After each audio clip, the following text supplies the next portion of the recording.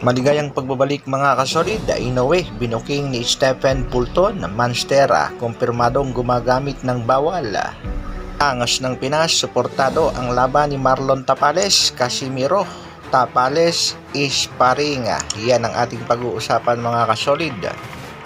Para sa ating unang balita mga kasolid, sa nalalapit na laban ni Tapales kontra Naoya Inoue, nagbigay nga ng komento at pahayag itong si Jerry Peñalosa.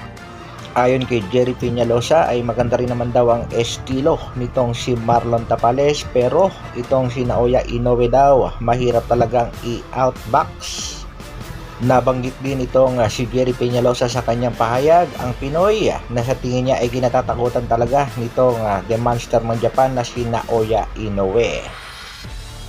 Tulikal pagkadandahan ka rin yung baga may style magaling, magandang style. Hindi kailangan yung kung pag si Inoue yung kalaban mo, mahirap ma-outbox si Inoue. Unlike si Casimiro, ibang style magkaiba. Casimiro parang like sinabi ko, makipag-engage kasi nga, mayabang medyo gusto niyang may papatunayan kasi matagal niyang gusto. At personally, I think si Inoue takot kay Casimiro. Among na Pilipino, si Casimiro kinatakutan niya. Andi niya.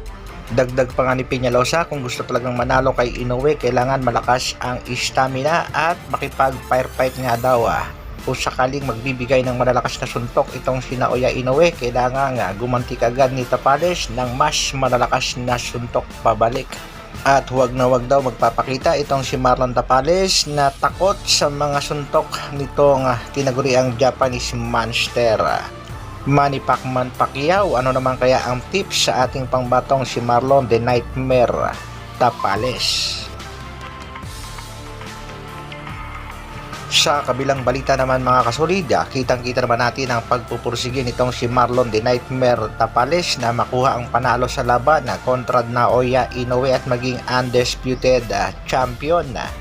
Ganado nga ang ating pangbato sa training at ganado rin sa pakikipag-sparring. Ayon nga sa kampo nitong si Tapales ay may paglalagyan nga daw itong Japanese Monster na si Naoya Inoue at sa December 26 siya ang hihiranging undisputed champion. Ayon nga sa strength conditioning coach na si Quincy Hatcher, napakaganda raw ang pinapakitang galawan at kondisyon ngayon ni Marlon Tapales. Samantala, Stephen Fulton nagbigay naman ng babala sa kampo ng ating pambatong si Marlon the Nightmare Tapales. Ayon nga kay Fulton ay matindi raw ang ginawang pandaraya ng kampo nitong si Naoya Inoue sa kanilang naging bakbakan. Sa katunayan nga daw ay gustong i-pull out nitong team Stephen Fulton ang kanilang laban kontra dito kay Naoya Inoue. Iyan nga ay dahil nga daw sa pandaraya sa paggamit ng gloves at gumagamit daw itong si Inoue ng ipinagbabawal steroids nga daw. Nakakapagtaka nga daw mga kasolid itong pinapakitang lakas ni Inoue at ang isa pa dyan ay bakit takot daw itong si Inoue sa random bada testing. Matatandaan natin mga kasolid na yan din ang puna nitong si Floyd Mayweather Jr. dito kay Naoya Inoue. Bakit nga daw sa bansang Japan lagi ang laban nitong The Monster? Kaya ang payo nga dito kay Marlon Tapales at sa kanyang kampo, huwag daw magpapadaya sa bakbakan upang makuha talaga ang panalo. Dapat maging patas ang kampo nitong si Naoya Inoue. Kailangan nga daw talaga it's a good before and after fight. Inoue drug test both boxer for clean fight upang maiwasan nga daw ang pandaraya. Sa kabilang dako naman mga kasolid, 4 alas General Casimiro, suportado nga ang laban ng ating pangbatong si Marlon the Nightmare Tapales kontra Japanese Turtle Naoya Inoue. Sa katunayan nga daw ay malaki rin ang magtutulong na naging sparring ni Casimiro kontra dito kay Tapales para sa kanyang pakikidigma at pakikipagbakbakan dito kay Naoya Inoue. May tsansa naman din talagang manalo itong si Marlon Tapales sa bakbakan, kaya nga lamang nadikitan ng malas, alam na. Pero okay lang yan, isang pagpag lang yan ni Tapales. Patungkol naman sa next fight ng ating pangbatong si General Casimiro, may magandang usapan na nga daw ang mga manager, promoter at ang ating pangbato na si Alas.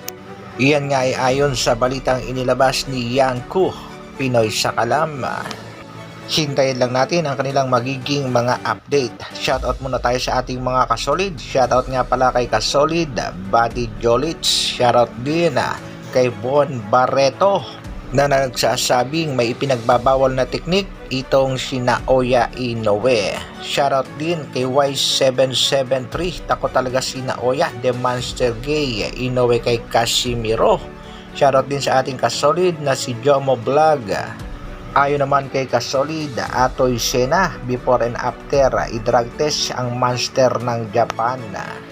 Shoutout din kay kasolid Kiko YouTube TV, full support kay Casimiro, watching from Canada. Shoutout kay kasolid Joel Espiritu at shoutout sa ating kasolid na si Mahilom TV Vlog. Hanggang dito na lang muna mga kasolid. Maraming salamat sa patuloy na pagsuporta at panonood. Isang like naman dyan, at sa mga bago, pasubscribe naman ang ating munting channel.